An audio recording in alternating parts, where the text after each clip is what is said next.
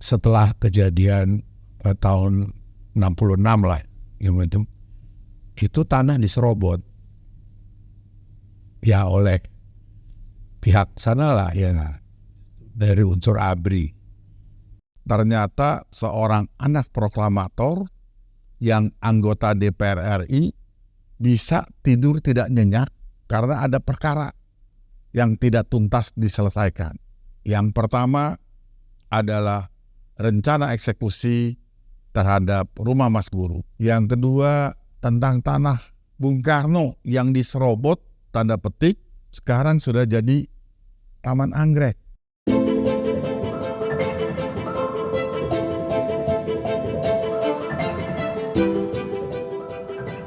Assalamualaikum warahmatullahi wabarakatuh. Saya Adi Warman dalam program Serambi Adi Warman.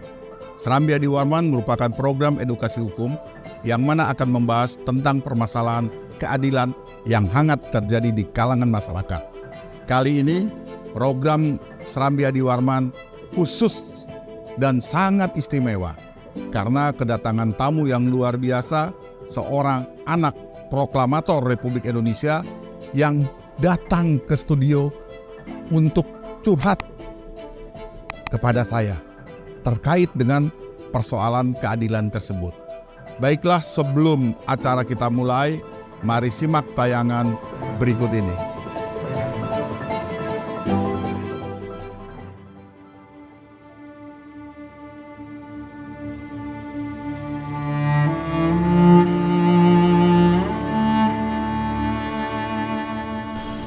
Kami berada di pihak yang benar dan pihak yang terzolimi.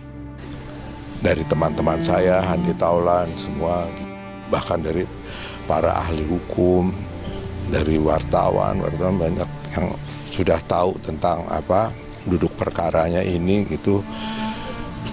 Mereka semua melihat bahwa banyak terdapat cacat hukum.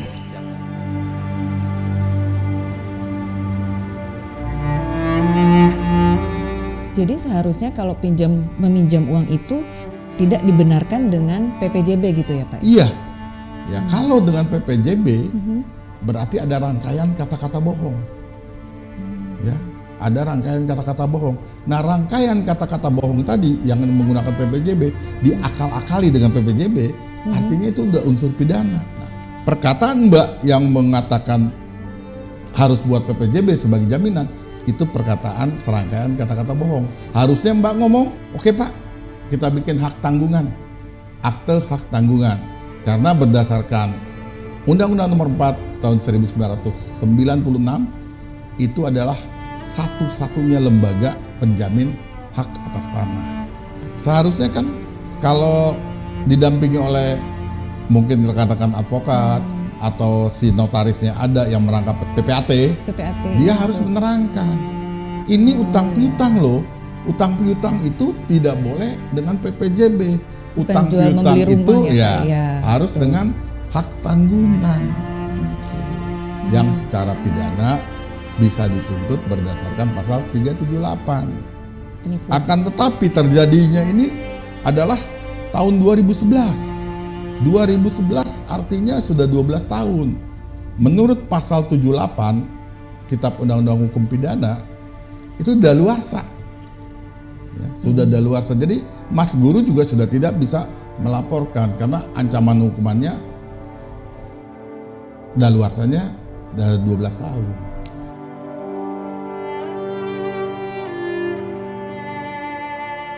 Pinjam meminjam itu harusnya adalah hak tanggungan.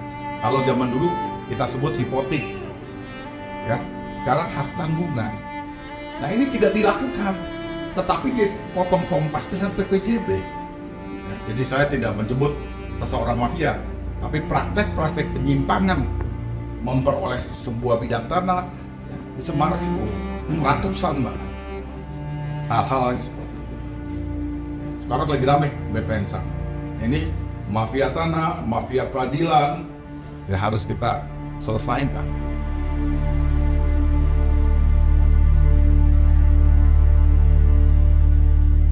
Jangan lupa share, like, dan juga subscribe Serambi Adi Warman.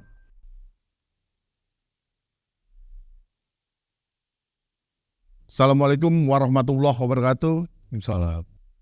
Mas Guru, selamat datang pada kesempatan yang berbahagia ini. Jujur saya katakan, saya kaget, sedih, geram, kok ada-ada aja ini. Anak proklamator datang ke Serambi Adi Warman ingin melakukan curhat. Sebenarnya ada apa sih Mas? Mungkin nanti kita bisa berikan solusi. Monggo silakan Mas untuk keluarkan semua unek-uneknya. Silakan Mas. Mungkin semua ini kan rencana Tuhan ya. Mungkin saya ditakdirkan untuk dapat perkara seperti ini gitu. Mungkin ini rencana Tuhan untuk bisa membuka sesuatu hal yang sepatutnya diketahui oleh seluruh rakyat Indonesia terutama. Karena ini menyangkut keluarga proklamator. Ya.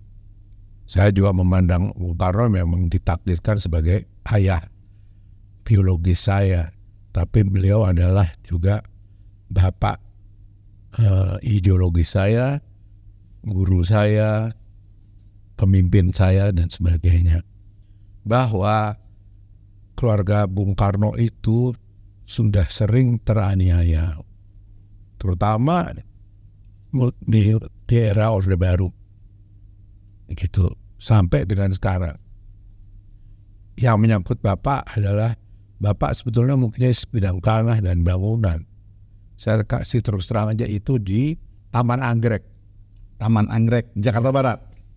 Ya, terus itu ada sebidang tanah Bapak dengan rumah di rumah itulah waktu itu istri Bapak yang namanya Ibu Haryati tinggal. Nah itu setelah kejadian tahun 66 lah, itu tanah diserobot ya oleh pihak sana lah ya, dari unsur ABRI. Ya sampai sekarang ternyata rumah itu dijual oleh kepada pengusaha siapa tahu. sekarang udah jadi mall. Udah jadi mall Taman Anggrek. Dan rumah tempat Bung Karno itu di situ juga sudah rata sama tanah, udah jadi mall. Itu satu. Kemudian juga tanah Ibu Fatmawati itu yang menjadi rumah sakit Fatmawati di Cilandak, Jakarta Selatan. Itu. Kalau ini perkaranya adalah itu bukan salah gunakan, tapi adalah ketika zaman Orde Baru, Ibu memang punya Yayasan Fatmawati. Sebelumnya namanya Yayasan Ibu Soekarno. Kemudian diubah oleh Ibu Yayasan Fatmawati. Dan ketika zaman Orde Baru, apalagi sampai Ibu meninggal tahun 1980, orang isi yayasan itu udah berubah. Entah dia siapa deh. Pokoknya. Intinya adalah dari orang Yayasan Fatmawati yang saya bilangnya yang brengsek itu gitu kali, mereka melakukan dijual lah itu aset tanah Fatmawati. Emang itu dibelah, yang satu emang urusannya sama pemerintah itu udah beres lah, jadi itu negara pemerintah. Tapi ada yang bagian waktu itu merupakan lapangan golf. Nah ini yang dijual oleh pihak Yayasan Fatmawati, dan Ibu sama sekali nggak dapat apa-apa sebagai pendiri atau apa. Dan itu sampai sekarang diperkarakan pun oleh ada yang waktu itu memang anggota Yayasan Fatmawati tapi yang baik lah gitu. Sampai sekarang tuh juga belum selesai masalahnya. Baik mafia tanah maupun mafia peradilan atau mafia lain yang berkonspirasi menurut saya. Di sini saya ingin mengajak semuanya juga sesuai dengan amanat Presiden Jokowi kan, bahwa kita harus memberantas mafia tanah dan mafia-mafia lainnya. Terima kasih. Oke, terima kasih Mas Guru yang sudah berkenan menyampaikan curhatnya di studio Serambi Adi Warman. Saya atas nama pribadi, atas nama kru Studio Adi Warman atas nama Gerakan Nasional Pemberantasan Tindak Pidana Korupsi menyampaikan keprihatinan yang sangat mendalam. Karena ternyata seorang anak proklamator yang anggota DPR RI bisa tidur tidak nyenyak karena ada perkara yang tidak tuntas diselesaikan. Yang pertama adalah rencana eksekusi terhadap rumah Mas Guru. Yang kedua tentang tanah Bung Karno yang diserobot, tanda petik, sekarang sudah jadi Taman Anggrek. Yang ketiga tentang tanah Yayasan Fatmawati. Ketiga persoalan ini tentunya melibatkan peran serta dari oknum yang ada di kekuasaan dan pengusaha. Ini memprihatinkan kita semua. Sebagai anak bangsa, marilah kita jadikan curhatan ini sebagai momentum untuk melawan mafia tanah, melawan mafia peradilan. Dan kita berharap Mas Guru tetap tegar. Kita doakan bisa menyelesaikan persoalan ini dengan baik. Demikian acara khusus curhatan anak proklamator Mas Guru Soekarno Putra di channel YouTube Serambi Adi Warman. Untuk mendukung program edukasi hukum ini agar tetap selalu eksis, mohon untuk tekan tombol subscribe, likes, dan komen channel Serambi Adi Warman. Saya Adi Warman, pamit undur diri. Wassalamualaikum warahmatullahi wabarakatuh. Salam Serambi Adi Warman.